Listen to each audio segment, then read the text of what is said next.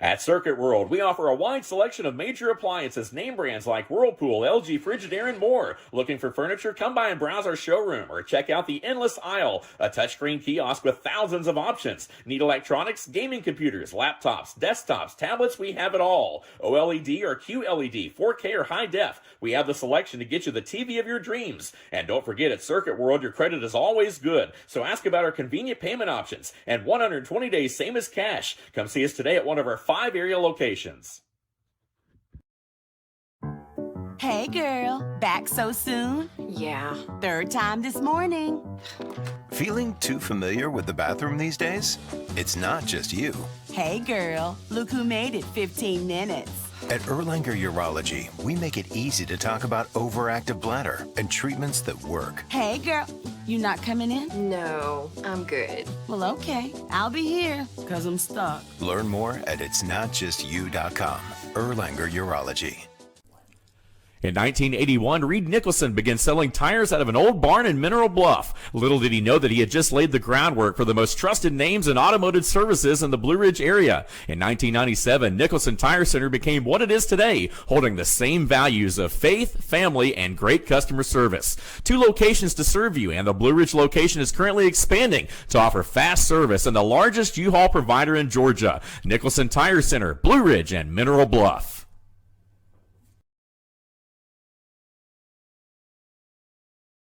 Welcome in, Jake West, Director of Team F1 Sports, joined by Caleb Tallman. The Western North Carolina edition of the Friday Night Press Box. Week 2 is live now. Pretty crazy week. Week 1, Caleb, we couldn't even get through 1 week of football in Western North Carolina without some cancellations and some moving things around because of COVID. And I think that's going to be the name of the game this year is evolving schedules. If you can't adapt and overcome, you're not going to be a good football team this year. Just like last year, you had to kind of just take what each week gave you. You got to be ready to play anyone at any time. You may be preparing for on Wednesday a completely different team you were preparing for on Monday. Yeah, absolutely. It's like, I prepared, everyone can see our little ticker at the bottom. I prepared our ticker, and it's like before every show, I have to take a look at it because it's like, whose games has gotten changed. Cherokee and Andrews are supposed to play this week. Now it's Cherokee and Avery.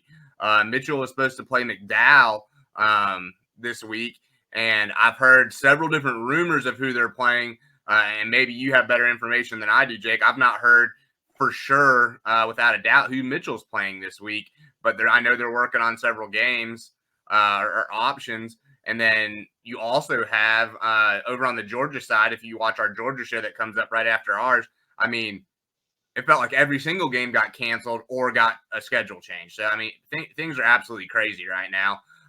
Unfortunately, I think that's just the way our season's going to be.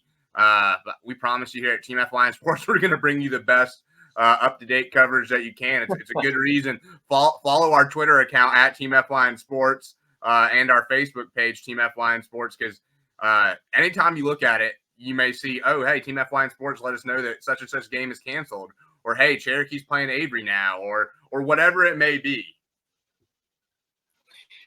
Yeah, it's definitely different for everybody this year. I mean, I thought after last year we were finally going to get regular football this year because there was a regular season and we're not playing in the spring, but that does not seem to be the case at all. I think Mitchell is playing Hampton this week. I think they finally agreed on that.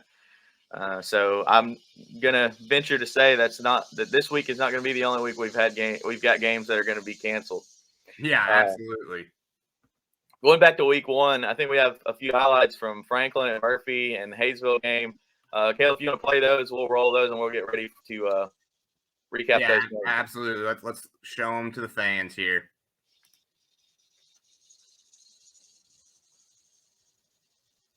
Got Logan Caldwell. The first highlights our Hayesville highlight. This was Logan Caldwell's first run of the night, about a 30-yarder for a touchdown.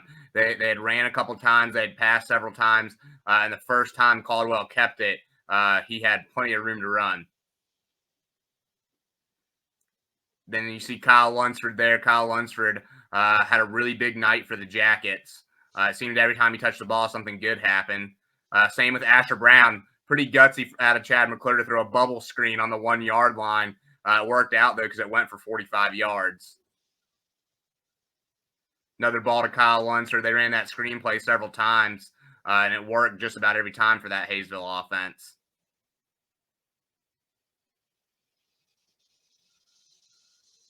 Another Caldwell touchdown run here. Caldwell had a really good night for the Yellow Jackets. We'll get into more of that in a little bit.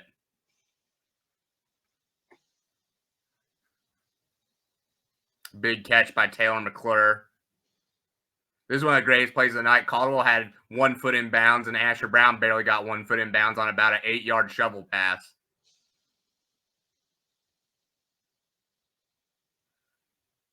Then a touchdown catch there by Asher Brown. Interception by Logan Caldwell, who's now playing a little bit of defense for the Yellow Jackets.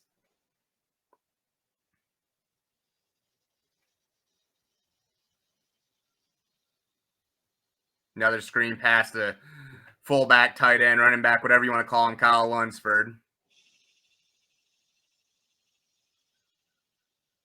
One thing we don't see in those highlights, Caleb, is Jake McTaggart. Is there any update on McTaggart this week?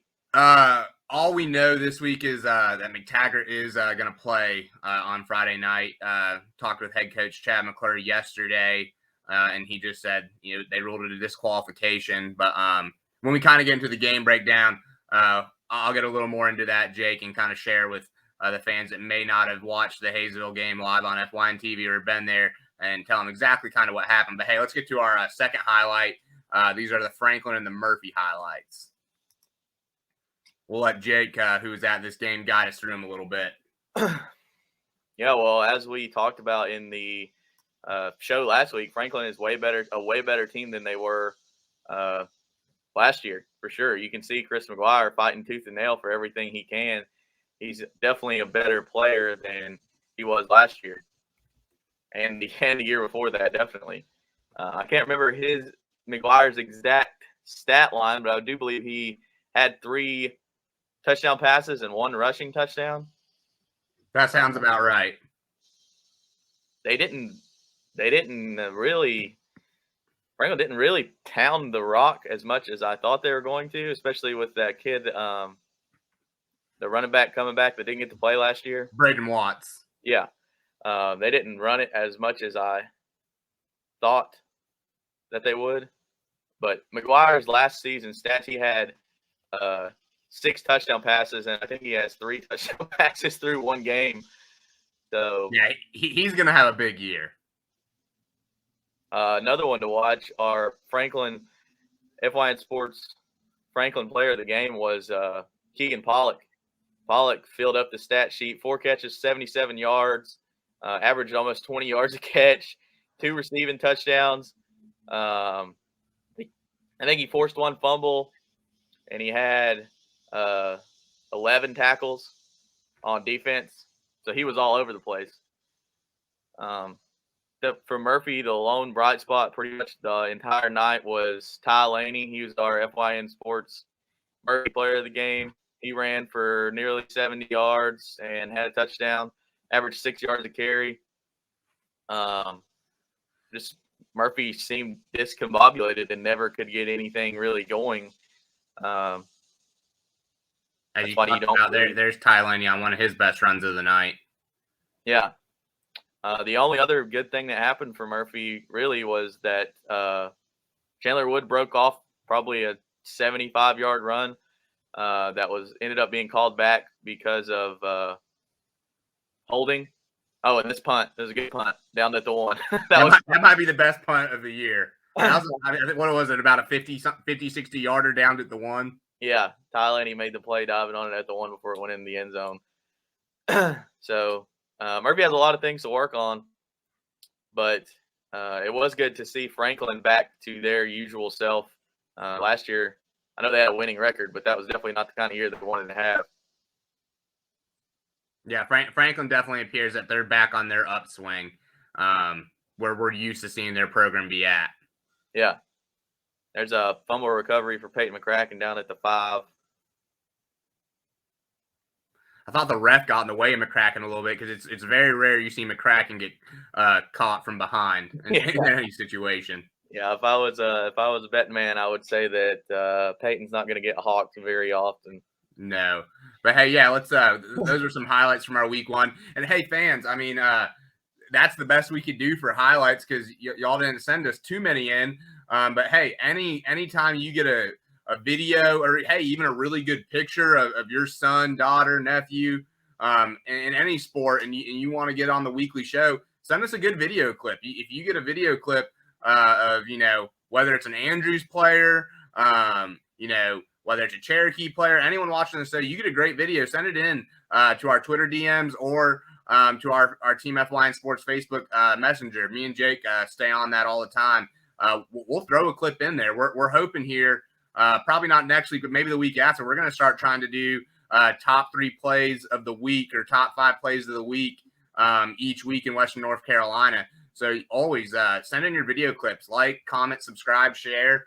We want to get this show as interactive as possible. And hey, if you start giving us some really good stuff, we'll even toss you on the show one of these weeks if you feel like it. Yeah, another way you can be interactive with us is by playing in our Western North Carolina Pick'em. I think 97 people played in the week 1 Pick'em, and actually 10 people in the week 1 Pick'em correctly guessed 6 out of the 7 games. Obviously, we didn't count the Swain game because they ended up having to play a different opponent. They didn't get to play North Buncombe. But this week's Pick'em is live. It's on our Facebook page. It's in our Instagram bio and our Twitter bio. Just go click in the link and tell us who you think is going to win each game. This week, we've got all the Smoky Mountain Conference teams, plus Mount Airy versus East Surrey. That's going to be a big game. We got 2 other Western North Carolina games in this week's Pick'em, just because, like you said earlier, Caleb, Andrews not playing this week because they don't have enough players. Murphy not playing because they're on a bye. So we're missing 2 teams that would normally have games this week. So we had to fill those in with some other Western North Carolina games. Caleb, just before we dive into all the games last week, what was the biggest surprise for you in all 6 or 7 of our games we had last week? I mean, as we look, fans can see our ticker at the bottom. It has to be Robbinsville, Asheville. I mean, everyone knows. Some people might want to say Franklin Murphy. Franklin's a really good football team, and Murphy's coming into a new era. But it has to be that Robbinsville, Asheville. I mean, I don't know if you have those stats, Jake, but how many people picked Robbinsville last week in our pick'em? I think it was less than 30%, right? Yeah, I think it was right at 28% of people picked Robbinsville. Yeah, and then not only does Robbinsville win, folks, they absolutely smash Asheville. The score was even more. Sometimes people say, "Oh, the game was closer than the score." No, the game was even bigger than the score indicated because Asheville got a late touchdown or 2 when Robbinsville was kind of letting some of the backups and reserves get playing time. So it kind of looks like Robbinsville's back to. Well, I guess not even. They're not back. Robbinsville's still at the mountaintop. We thought they might drop off a little bit, and they look like they might be even better than they were last year. Yeah, Robbinsville looked really good. And then one thing that surprised me on Monday night, Swain's game against Asheville Christian Academy. I know it's Asheville Christian Academy, but still Swain looked very good. They looked a whole lot better than they did last year. They've got a lot of weapons back. They're a whole lot deeper than they were last year. It was kind of wild to look over on the sidelines last year and see only 22 kids out there for Swain. Now their numbers are back up to around 35, I think. So, I mean, Swain putting up 40 on Asheville Christian. Like I said, I know it's Asheville Christian, but that's a big surprise for me. But yeah, you're right. The biggest surprise is Robbinsville beating Asheville by 20 points. Nobody saw that coming. I think a lot of people predicted Asheville to have a good year this year. I mean, I think they were a playoff team last year. And I think a lot of people were predicting them maybe be able to win their conference this year. But what an outing from Robbinsville. Yeah, and let's not take too much away from Asheville. All those things could still happen. But a lot of Asheville schools and schools from the center of the state have found out when you trickle a little bit west and you find yourself in in whether it's Macon County, Graham County, Cherokee County, and you play one of these mountain football teams that not only are they going to hit you in the mouth every single play, they enjoy hitting you in the mouth every single play. Sometimes those no-huddle spread offenses that have a lot of flair aren't ready for the level of physicality schools like Robbinsville and Murphy and Franklin and some of our traditional powers around here can bring. Yeah, it's definitely a different kind of football. I mean, everybody calls it mountain football, but that's what it really is. I mean, there's not a whole lot of – I mean, you have good skill players, but we see it in the conference every year. The team with the best skill players doesn't always win. The team with the best line always wins. Yeah. You've got to pound the rock in between the trenches to be able to win in the Smoky Mountain Conference and to be able to beat these teams. Caleb, let's take a quick break, and we'll come back and we'll really dive into recapping last week's game. Jake West for Caleb Tallman, right here at Pressbox, Western North Carolina, presented by Team FYN Sports. We'll take a quick break. We'll be back.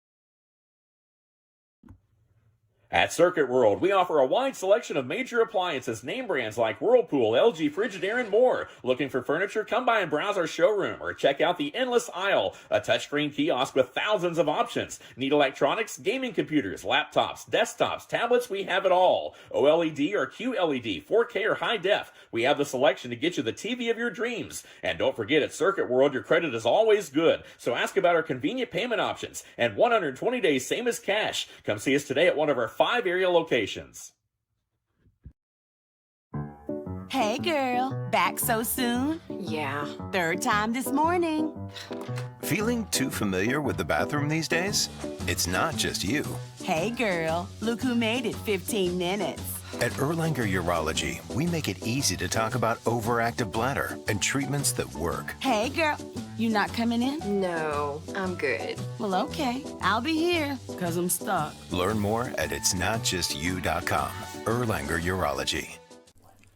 In 1981, Reed Nicholson began selling tires out of an old barn in Mineral Bluff. Little did he know that he had just laid the groundwork for the most trusted names in automotive services in the Blue Ridge area. In 1997, Nicholson Tire Center became what it is today, holding the same values of faith, family, and great customer service. 2 locations to serve you, and the Blue Ridge location is currently expanding to offer fast service and the largest U-Haul provider in Georgia. Nicholson Tire Center, Blue Ridge, and Mineral Bluff.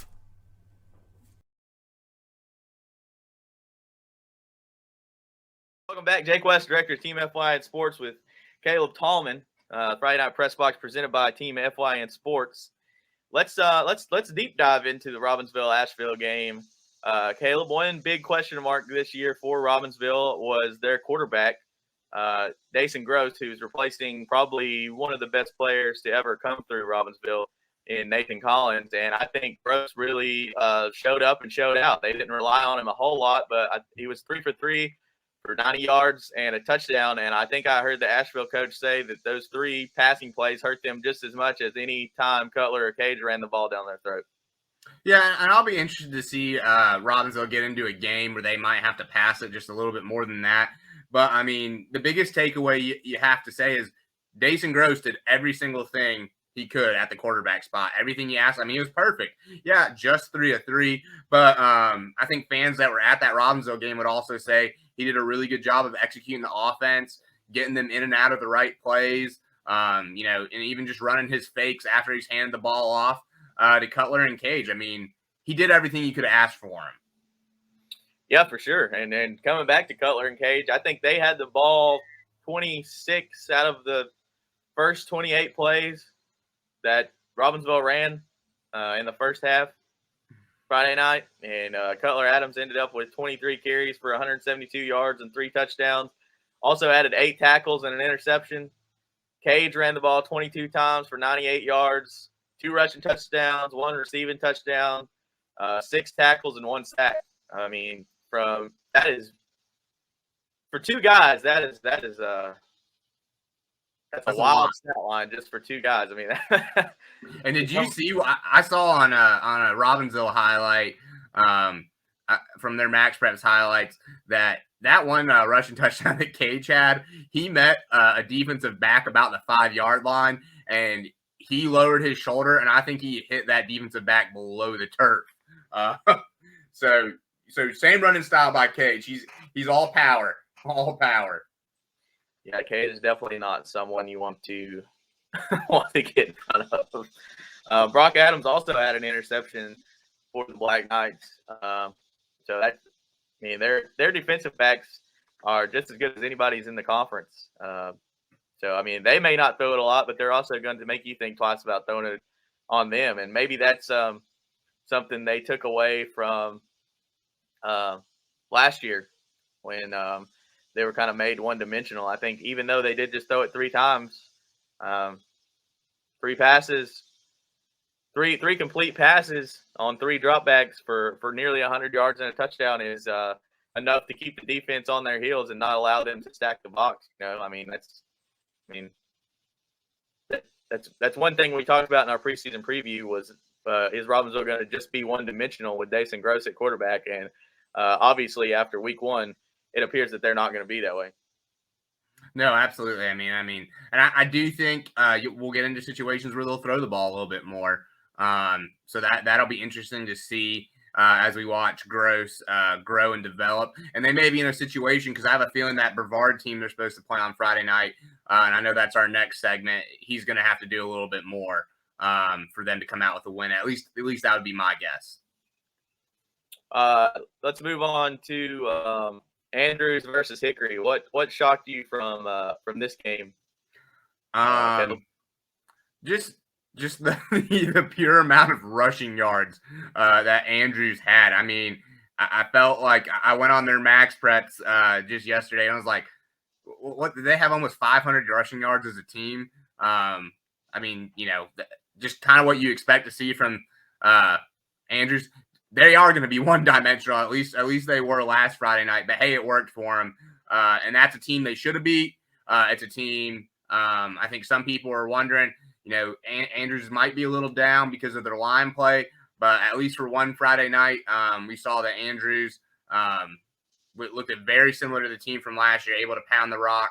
And it was good to see Austin Martin was their second leading rusher behind Weaver, and he had a pretty good night for himself. So good to see him back out on the field healthy. He's going to be a huge component of their offense this year as well. He's going to be a huge component of their defense also. I think he had an interception and he had 4 sacks. Or no, Drew Martin had an interception, but Austin Martin had 4 sacks. And speaking of that, Andrews defense, they only allowed I don't think they allowed over 100 yards total offense from Hickory. So that's pretty impressive in its own right. Doesn't matter who you're playing against, whether it is a Hickory homeschool team or whatever. All you can do is play the team in front of you, and they played the team in front of them and did what they were supposed to. I mean, it's as simple as that. Like, you know, scheduling in West North Carolina has always been very difficult for every team. And so you get a team on your schedule and you do exactly what you're supposed to. I mean, Weaver had 256 rushing yards. Austin Martin had 169. And what's scary for folks around the conference is those guys are both juniors. So there's a lot of rushing yards to come between those two for the next 2 years. Yeah, and I think you mentioned that they did only they were kind of one-dimensional. They did only drop back to pass 1 time. So I think Bateman was 0 for 1 passing. So that is definitely something they're going to have to add into their game. And I mean, you can't, like we always say, you can't be a good football team if you're just one-dimensional. But if anybody's going to find a way to do it, it's going to be Andrews with almost 500 almost 500 yards on the ground through 1 game. Well, and you know, we know Bateman was a little banged up coming into the game, so it was good to see him play. And so it may have been one of those situations where if he had been 100%, that they'd have let him throw the ball around just a little bit more, just really for practice sake. But with him banged up, it was probably just important to get him out there and get him out of the game healthy. And from what we've heard, that happened. So, yeah, for sure. Let's move on and get into Cherokee and Smoky Mountain. I don't think that game went any different than most people expected it to. Cherokee losing to Smoky Mountain 41-13. Yeah, I thought Smoky Mountain would win, but I thought it'd be a little bit closer. I got a lot of faith in Don Bradley at quarterback for Cherokee. So, rough first outing, but I would expect them to bounce back this week against Airy. But, Smoky Mountain, obviously a bigger school. So just tough game for them. That's a tough week one opponent. But I don't think that it's going to be indicative of what Cherokee's entire season is going to be like. Well, just looking at the Smoky Mountain stats, they threw for over 200 yards and a touchdown. It's not often a Smoky Mountain Conference team faces a team that's going to throw for 200 yards through the air, for sure. And I think rushing-wise, they had McNeely ran the ball for Smoky Mountain 22 times for 154 yards and 3 touchdowns. I know the score was not what Cherokee wanted it to be, but they also have to realize that you're not going to get just like we talked about, Robbinsville threw the ball 3 times, Andrews threw the ball 1 time. You're not going to face a team that throws it 20 times like Smoky Mountain did and for over 200 yards every Friday night. So I still think Cherokee is a good pick to come in 3rd or 4th in the conference. I definitely think they're on the rise this year, and they've shown a lot of promise with everything they have coming back. I think now I'll change my tune if they go and get blown out by Airy at home. Yeah, absolutely, for sure. But I think this week, and we'll get into that later. But I think this week they can definitely compete with Airy, and I think they can beat Airy. Coming down the stretch. But moving to the next one, Inca 34, Hayesville 21. Caleb, tell us what happened in that one. I know you were there on the call live on fyntv.com. Let us know kind of how that one got out of hand so fast for the Jackets. Well, first off, I want to preface this for folks that know me and for folks that don't know me. I myself, before I got into the sports media side, am a former official. I've officiated a state championship game, a state semifinal in some different sports. So I myself expect a high level of officiating, and our level of officiating around here has progressively gotten worse. And the reason I preface it with that is I don't want people to think I'm going in on the officials. They are a very important part of our game. And I know if you ask the Hazel players and coaches, they wouldn't say, oh, it was the officials' fault we lost. We need to do a better job as a team. But I'm going to tell you right now, the officials from the very outset of the game made it really, really, really difficult for Hazel to win that game. First play of the game, Inca kicks off. The ball lands about the 20-yard line. I mean, literally a foot from the out-of-bounds line. Hazel did not do a good job getting on top of that ball. But regardless, Inca jumps on it. But when Inca jumped on that ball, the kid that recovered it from Inca, his knees, hips, and feet were out of bounds. So he recovered it, but he was out of bounds, or a part of his body was out of bounds when he recovered it. So by rule, that should have been Hayesville football. Instead, the referees ruled it Inca football. So Inca gets to start with the ball from about the 20-yard line. They score on their 4th play from scrimmage. On that play, Jake McTaggart gets thrown out because the referee says he threw a punch. I just want people to know, if you throw a punch, that's an ejection and typically a 1 to 2 game suspension. Well, guess what, folks? Jake McTaggart's playing Friday night at Franklin. And so it got ruled a disqualification. So when the referee had access to film or, access to whatever he had, he decided to rule it a disqualification when he filed his report. But that means he made a mistake. And so you look, and all of a sudden, 5 plays into the game, you've given Inca a free possession, and you've thrown out one of Hazel's best players that starts both ways. And before it even started, Hayesville was dug in a really deep hole. And so that made it really, really tough, Jake. I mean, but what I was really proud of to see out of the Yellow Jackets, I think in years past and previous coaching regimes, if they would have faced that much adversity to start the game, a lot of times you'd have seen a Hayesville team roll over and die and get beat 45-7. But no, the Yellow Jackets battled back. They gave up those 2 early touchdowns, really because of some referee error issues, if we're just being honest. And then after that, they played even with Inca. And if you look at the last, if you take out the first 2 minutes of the game, Hayesville wins 21-20. Now, those first 2 minutes happened. But I think the big takeaways you have are Logan Caldwell is the real deal at quarterback, folks. He may be come years, and he may be the best quarterback in this conference. And he played like it last Friday night. I mean, he threw for 260-something yards, ran for another 60 or 70 yards of his own, had 2 rushing touchdowns, had a passing touchdown. His completion percentage was close to 70%. Didn't have a single turnover, and heck, he had 6 or 7 tackles on defense, and he had an interception on defense. So anytime you see your quarterback have more interceptions on defense than he did throwing the ball, you're going to be in pretty good shape most nights, don't you think, Jake? Yeah, I do, for sure. I think what you mentioned about the refs, it may have made it closer, but also just to Inca's credit, I mean, the refs don't score 34 points just by themselves. I mean, Inca scores 34 to Hayesville's 21, and they ultimately win the game. And I think, as you said, Coach McClure is definitely not going to put any blame on the ref or anything. Let's hear what he had to say in his post-game interview. Absolutely. Gabe Tallman, Team F-Line Sports. I'm here post-game with head coach Chad McClure. Tough opening loss, Coach. You lost to the Inca Jets 34-21. But, you had 2 straight, I don't know what you want to call them, onside kick, turnovers. Just give us your initial thoughts on the game. First off, hats off to them. They executed and made plays when they had to. Of course, we're disappointed. I felt like that was a very winnable game for us. Had a lot of bad things happen early.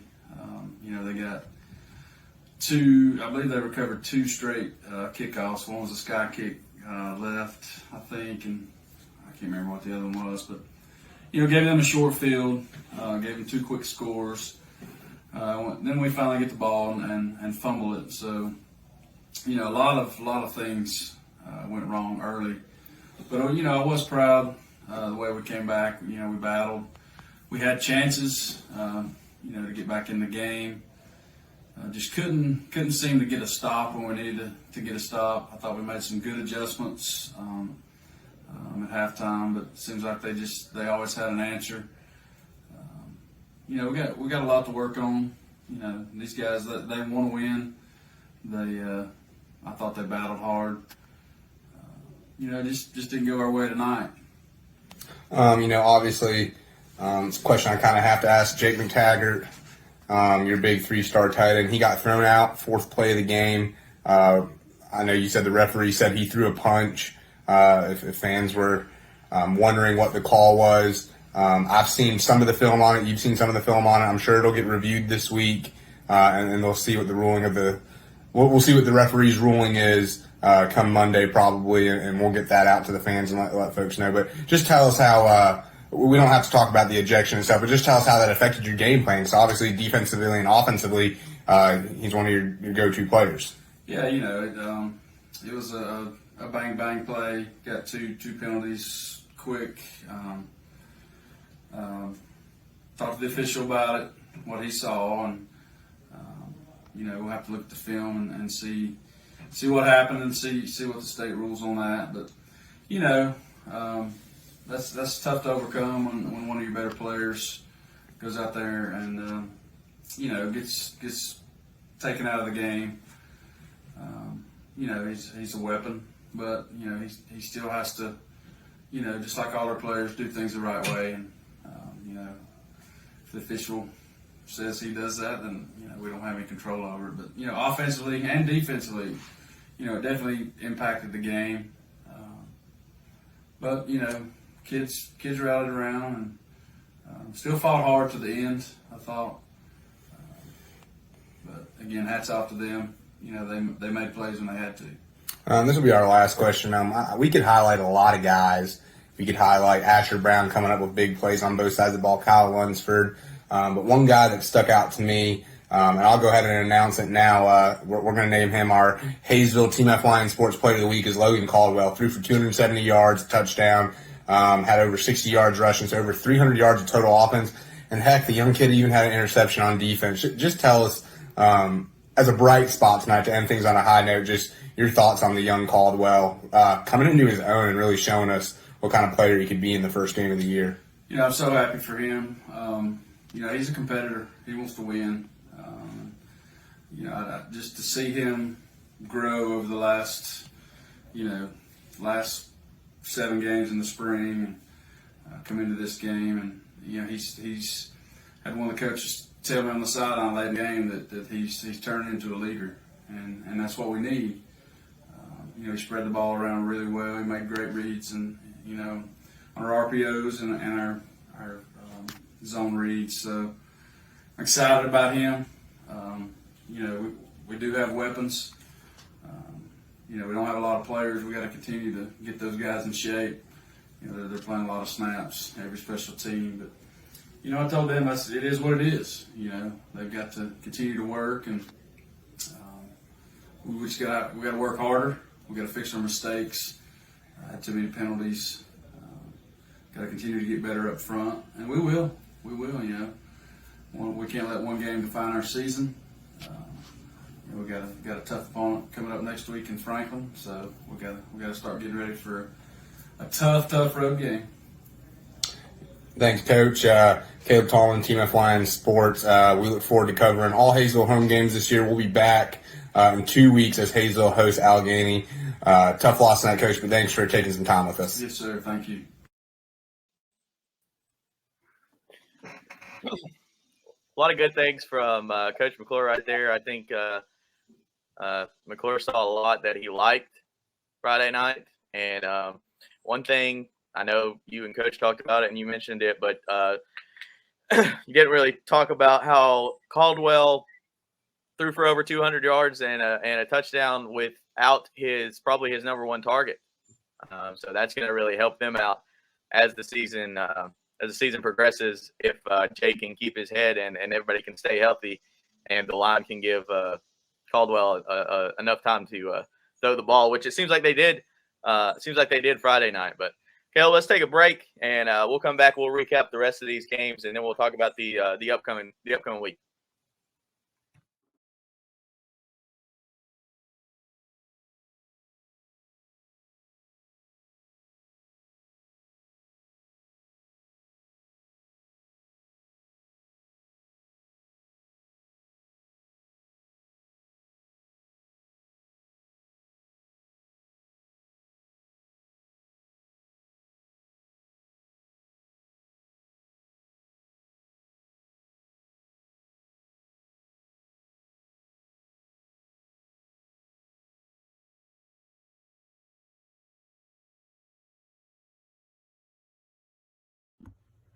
At Circuit World, we offer a wide selection of major appliances, name brands like Whirlpool, LG, Frigidaire, and more. Looking for furniture? Come by and browse our showroom or check out the endless aisle, a touchscreen kiosk with thousands of options. Need electronics, gaming computers, laptops, desktops, tablets? We have it all. OLED or QLED, 4K or high def? We have the selection to get you the TV of your dreams. And don't forget, at Circuit World, your credit is always good. So ask about our convenient payment options and 120 days, same as cash. Come see us today at one of our 5 area locations.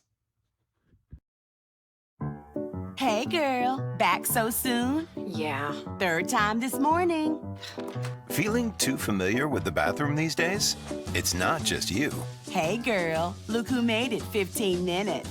At Erlanger Urology, we make it easy to talk about overactive bladder and treatments that work. Hey girl, you not coming in? No, I'm good. Well, okay, I'll be here, 'cause I'm stuck. Learn more at itsnotjustyou.com. Erlanger Urology. In 1981, Reed Nicholson began selling tires out of an old barn in Mineral Bluff. Little did he know that he had just laid the groundwork for the most trusted names in automotive services in the Blue Ridge area. In 1997, Nicholson Tire Center became what it is today, holding the same values of faith, family, and great customer service. 2 locations to serve you, and the Blue Ridge location is currently expanding to offer fast service and the largest U-Haul provider in Georgia. Nicholson Tire Center, Blue Ridge, and Mineral Bluff.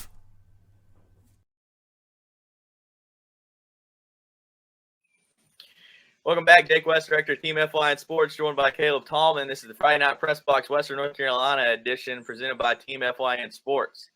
We just heard from Coach McClure, and we just recapped the Hayesville Inca game.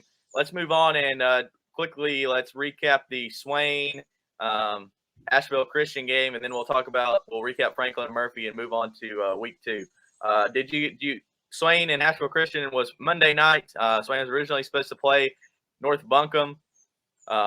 Did you see any good things from Swain Monday night? Yeah, I'll just mention their line play looked a lot better. It looked more typical of a Swain team. Their quarterback obviously improving, and I just think the Swain team they're trending in the right direction as opposed to last year when I think most people would agree they were trending in the wrong direction. But I'll throw it to you, Jake. I watched some of the game on YouTube. I know their YouTube channel was having some first night struggles. But you were at the game, so tell us some of your thoughts, some of the guys that stood out to you. Well, they've got really good. We know they have a good running back in Carson Taylor, a good running back and good linebacker. Just looks like a bowling ball out there when he's got pads on. Just a short, stocky guy, huge legs, huge arms. I mean, he's going to run through you. He's definitely not going to run around you. But that's just kind of what Swain needs. They need some smash mouth football, and Carson Taylor brings that. Also, they can finesse you through the air with number 10, their quarterback, the returning quarterback, Gabe Lillard. He made some good plays with his feet, also made some good plays with his arm. And somebody that we have not talked about at all this year is number 15 for Swain, Cooper Hyatt, wide receiver and defensive back for them. I think him and Lillard connected on like an 80-yard bomb. That was a touchdown. It wasn't ruled a touchdown, but it definitely was a touchdown. And then Hyatt had another touchdown. So I think Cooper Hyatt could be in the running for top wide receiver this year. He's really crisp, really gets out of his routes really fast, and he's also very fast, just quick, straight speed. He can burn you down the sidelines. So I definitely expect Swain. I don't expect them to be back on top of the conference this year, but I don't know if we were correct in all three of us, me, you, and Justin, picking Swain to come in 6th in the conference this year. I think Swain. I definitely think they'll definitely have something to say about that. And then another guy, he didn't have a huge night, just not really probably didn't need to on Monday night, but Donovan Groenwald, he had a huge sophomore year. It looked like he was ready to break out as a junior. He kind of went missing in action. I think he had some injury issues and some other things going on that kept him out of football season for the most part last spring. But he was back out on the field, and I'd expect him to be another guy that could have an all-conference type season for Swain. Yeah, Swain's definitely on the up and up. It's not. I mean, it's going to go back to the year of old when you everybody saw Swain on their schedule and they hated playing Swain, especially if it was at Swain. So that's good to see. It's good for the conference. Moving on, let's move and talk about the Murphy versus Franklin game. I know we've got an interview with Coach Watson we'll play in just a second, but just watching that game Friday night, Murphy wasn't able to do a whole lot successfully at all. Kellen Rumfelt did come back and play. He started at quarterback first time in games since the state championship game where he sprained his AC joint. He was 5 for 13 for 39 yards, 2 picks, and 1 rush touchdown. Kellen just wasn't the same Kellen. I know that injury's still bothering him. Good thing is though he did not get hurt any further Friday night in that game. But you could definitely tell. I mean, just when he dropped back, he threw a few deep balls. They just didn't have the same zip on them, and they didn't have the same placement on them as they did last year. Murphy's got to get Kellen healthy And if Kellen can't get fully healthy, they're going to have to make the switch over to Cole Laney like that. They played him all summer, and Cole Laney looked really good. So, but hopefully, just for football's sake, Kellen can get healthy and Ty can play wide receiver because I know that's what Ty wants to do, and I know that's what Kellen wants to do. So hopefully, just for those two kids, or I know that's what Cole wants to do, and I know that's what Kellen wants to do. So hopefully, just for those two kids, Kellen will get healthy, and luckily Murphy does not have a game this week, so Kellen will have a chance to get healthy, and they can work on some stuff. But before we get any further into it, let's hear what the new head coach of the Bulldogs, Joseph Watson, had to say about Friday night's game. Coach, obviously not the best game, but your open thoughts. You can't make that many mistakes and beat a quality team like Franklin. And, we said coming into the game, Franklin's going to tell you what kind of team you got. And I think we have a team that's going to fight you. But, it's too many mistakes to beat a good team like that. On the other hand, you've got a week now to make some adjustments, heal up a little bit, and get ready for the next. Yeah, I always said this open week. I didn't really love it at first, but it kind of comes at a good time. But you never want to go into open week on a loss. I guess you never want to go to any week on a loss. But, we do need to heal up a little bit here and, play better next week. I will say that I did like the running play of Ty Laney. Did some work this evening. Absolutely. And anybody else that just maybe did have a few sparkling moments there, in the light of a 35-15 loss. No, there wasn't too much. Ty ran hard. He's always going to run hard. The kids played hard. We're going to play hard. But, I go back again, really just too many mistakes to be able to beat a team like this. And offensively and defensively, we turn the ball over too much. You just can't do it and win the ball game. All right, well, we'll see you next week, and go Bulldogs. Thank you.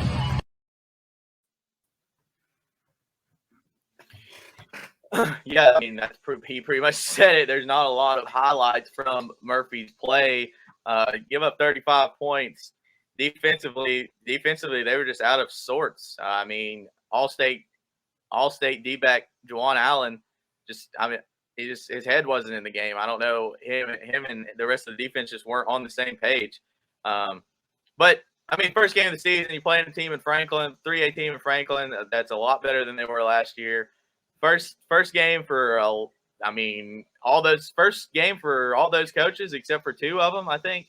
Yeah. So it's not good. That's not going to be the norm for Murphy. But they do have a whole lot they need to work on. I will say this: the first game of the year in 2017, I think they lost to Franklin 40-7. Or something like that, and then went on to run the table and win the state championship, didn't lose another game.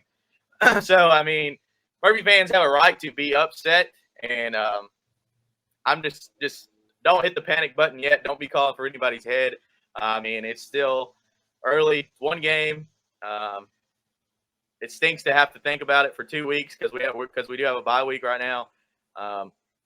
But like Joseph said, it's good. Going to give the kids some time to heal. Work out some things, and hopefully get back on track in 2 weeks when they open up the season at home. I think before we move into this week's games, Murphy's got a lot of new pieces in the program, whether it's coaches, players, and it's going to take some time. That stuff doesn't just click overnight. I think there's a lot of talent on their coaching staff. I think they have a lot of young guys that were really great players themselves that are now in coaching positions that are trying to figure out what it is to coach. But, when you lost David Gentry, you didn't just lose him, which is a huge loss, but you also lost Thomas Nelson. You lost the line coach, Thompson. There's a lot of new things going on at Murphy, and it's great that we get non-conference play this year, and this might not be their last hiccup in non-conference play because they have a pretty tough schedule. But I think the true test will be by the time they get to conference play, do they have their ship rolling? I think that'll be the true test, and I think for Murphy fans, you got to give Coach Watson some time. There's a lot of things going on. and be patient because, it's just one game. It's just one game. Yeah, exactly. It's just one game. Nothing to obviously you're not impressed with what you saw and you're not happy with what you saw. But let's wait until 2 or 3 games in before we really hit the panic button and jump ship. Let's move on to this week's games. Swain versus Smoky Mountain. Before we get into this week's games, last week's games? What was your record in the pick'em, Caleb? I don't want to talk about it. No, I think I was 4. We had 8 games, right? I know I only had 4 correct. Yeah, well, we only ended up grading 7, so I think you were 4 for 7. Okay, so I was above 500. I was 4-3. Not good, but not terrible. Yeah, that's. I really encourage everybody to participate in that. It's just a fun thing to do, and at the end of the year, whoever gets the most right, you're going to win a basket of goodies, some gift cards, some merch, all kinds of stuff. So keep playing and keep sticking with us. I think I was 6 of 7 last week. The only game I got wrong was the Murphy versus Franklin game, and I got that one really wrong. But looking into this week's games, Swain versus Smoky Mountain. Talk a little bit about what you expect here and what's your final pick going to be for this one. I think this one, I really thought we'd find out a lot about Swain playing at a bigger school like North Buncombe. That's been pretty good the last few years, but then with the switch to playing Asheville Christian Academy, I still don't know that we know who Swain is, but we'll find out this week. Obviously, the spread on this game is 20.5 points. And so if Smoky Mountain covers the spread, I know we're trying to say that Swain's back on an upswing, but if they lose by 21 to Smoky Mountain, then maybe it's, Swain's still not back to where we thought they'd be. But, if all of a sudden they come out and beat Smoky Mountain, then you might be saying, okay, Swain's going to go from 6th place last year, and they're going to jump right back in to one of their comfortable old spots in the top 3 of the Smoky Mountain Conference and rejoin the big 3 with Murphy and Robbinsville. So I really think this is a true test game for them. It's at Smoky Mountain, so they're going to travel for the first time. And I really think what you're going to have to see is how far has Gabe Lillard came at the quarterback spot, because I think they've got a running back in Taylor. They've got Groenwald and Hyatt at wide receiver. So they have some pieces. Their line play is looking better. But if they can get decent line play, I really do think there's going to be a decent bit of pressure on their quarterback Lillard. How far has he come in one off season, and can he bring this team back to glory, or are they still another year away? Yeah, I'm right there with you. I think 3 touchdowns is the spread. I think if Smoky Mountain keeps it within 14 to 10 points, if they stay within striking distance the whole time, if I'm Swain, I'm pretty happy with that. I mean, Smoky Mountain is a big school, and they're good. They always have D1 talent at Smoky Mountain. So I think if Swain keeps it within 2 scores, that's a win for Swain. I am going to pick Smoky Mountain, though, just because I forgot to say my pick, but I got Smoky Mountain as well. I don't think Swain's defensive backs are going to be able to hold up to the 200 yards passing that Cherokee saw last week. But I do hope that Swain can keep it within reach. And I think they should be able to with the Carson Taylor on the ground. I mean, he went for over 100 yards and 3 touchdowns Monday night. And then that Lillard is really, like you said, comes down to if Lillard can play well and if he can find Hyatt. And also a big thing for Swain that we didn't talk about on Monday night was their special teams play. Hyatt, really good on special teams, had some really good run backs on kickoffs, and put Swain in a good position to start each drive. Yeah. I don't think Swain started deep in their own territory one time, just because Hyatt is that good, he's that shifty. And if Hyatt stays healthy and Lillard and Hyatt are able to keep the connection that they have thus far, Swain's going to be good. But I don't think right now they're good enough to beat Smoky Mountain, so I'm going with Smoky Mountain over Swain in week 2. Moving on to a team that just played Smoky Mountain, Cherokee versus Airy. Cherokee obviously got got a beating from Smoky Mountain in week 1, but like we said, that's not going to be the norm. They're going to see some more passing because Avery does throw the ball a lot. They threw it 21 times for 100 yards, and they also rushed for 300 yards and 2 touchdowns. So, I mean, Avery's going to try to beat you every way they can, but I still think Cherokee is the better team after seeing some of Avery's film and their 34-22 loss to Cherryville in week 1, and then comparing it to Cherokee's loss to Smoky Mountain. I think Cherokee's the better team, and I think Don Bradley and the Braves are going to win this game and beat Avery at home. Yeah, I'm not going to talk too much about this one because I don't have a ton of inside information. Just from what I hear, Avery, they're kind of in a downswing just talent-wise in their program, and I think that Cherokee stands a really good chance to win this one, and that's who I picked. Hayesville versus Franklin. Moving on to another Smoky Mountain Conference team. Hayesville, we mentioned all their miscues last week and the good things they had. I just don't think they have personnel-wise. I don't think they match up very well with Franklin. Coach McClure mentioned it in his interview. The depth is really going to hurt them until they get further into the year and they can build up their stamina. But I don't know if it's a 30-point game. I think that's what the spread says. But I do think Franklin handles this one at home pretty easily over Hayesville just because of depth.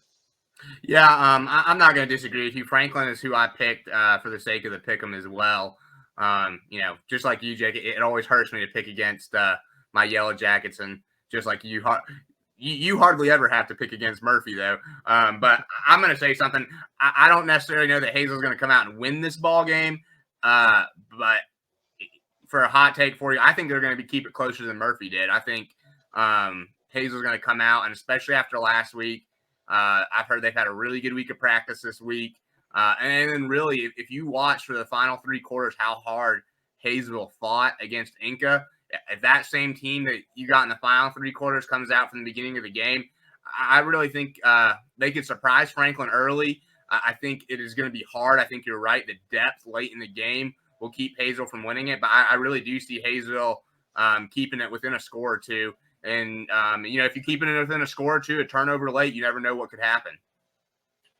I think this will be a good game to see McTaggart, since he is going to get to play. He's going to be playing against some pretty stiff competition. Probably some of the best competition he's going to face in a real game, live game this year. Franklin's D-backs are good. They're fast, and they're also big.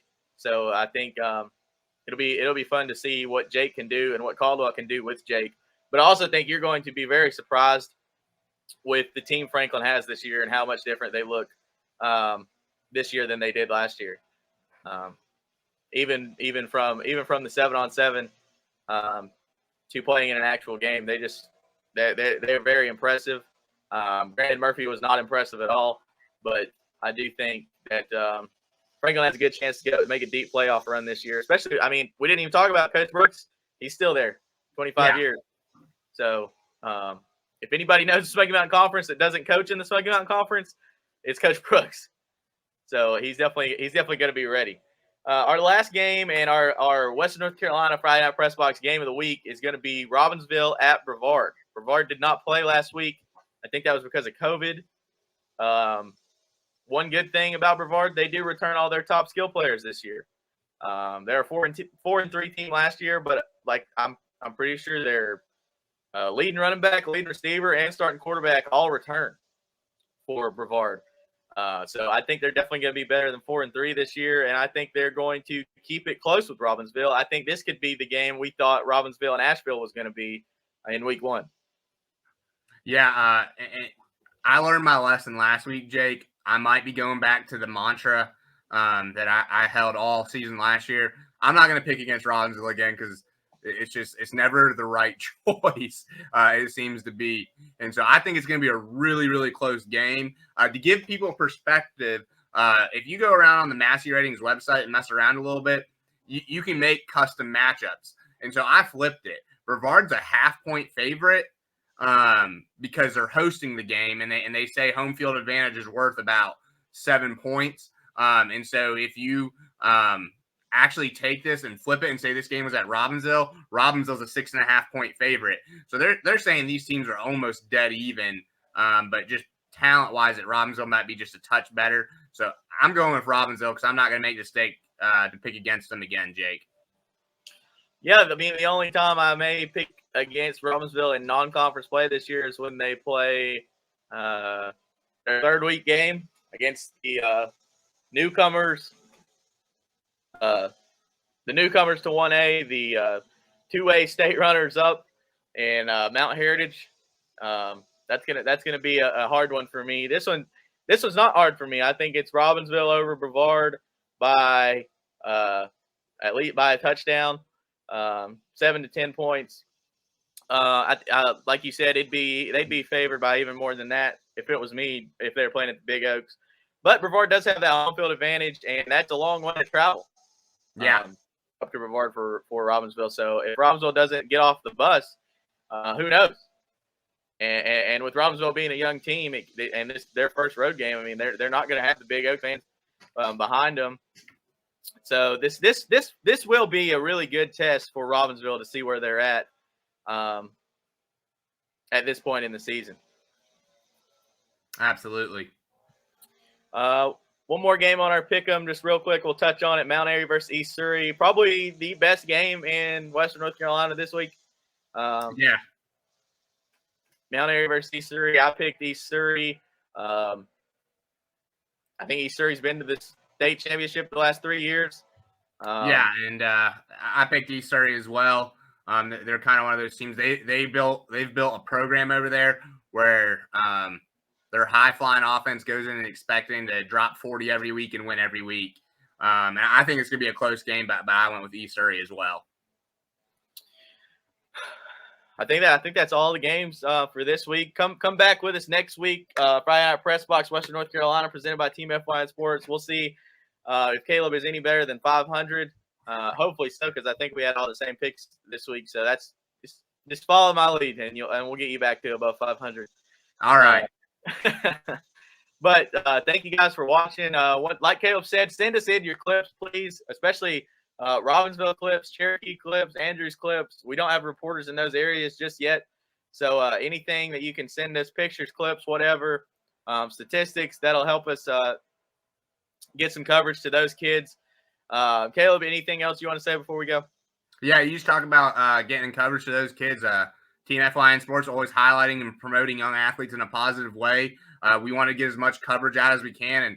And so if we don't have a reporter at a game, hey, just at our Twitter account on Friday nights, and me and Jake will do our best to retweet it for all those folks that check out our Twitter account on Friday nights. We got score updates coming in like crazy from Georgia, North Carolina, Tennessee. There's no one better in this little triad area than getting out scores from 3 different states. So make sure you check out our Twitter account on Friday nights. That'll do it. Jake West for Caleb Tallman. This is Friday Night Pressbox, Western North Carolina, presented by Team FYN Sports. We'll be back next week for Week 3, Thursday nights at 6:30.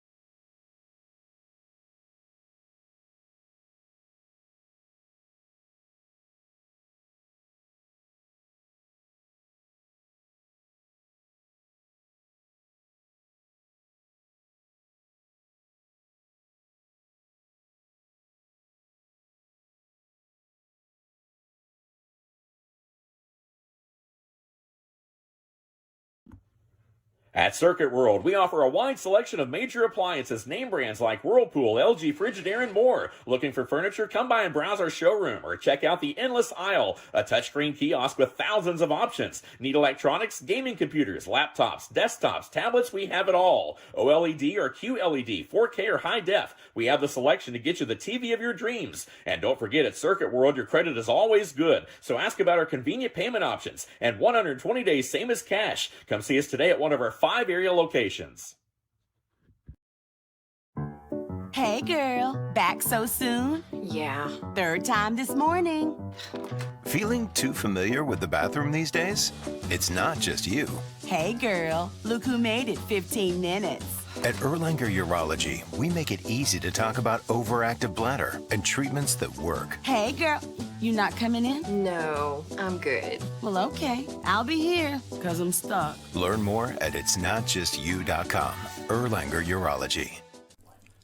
In 1981, Reed Nicholson began selling tires out of an old barn in Mineral Bluff. Little did he know that he had just laid the groundwork for the most trusted names in automotive services in the Blue Ridge area. In 1997, Nicholson Tire Center became what it is today, holding the same values of faith, family, and great customer service. 2 locations to serve you, and the Blue Ridge location is currently expanding to offer fast service and the largest U-Haul provider in Georgia. Nicholson Tire Center, Blue Ridge, and Mineral Bluff.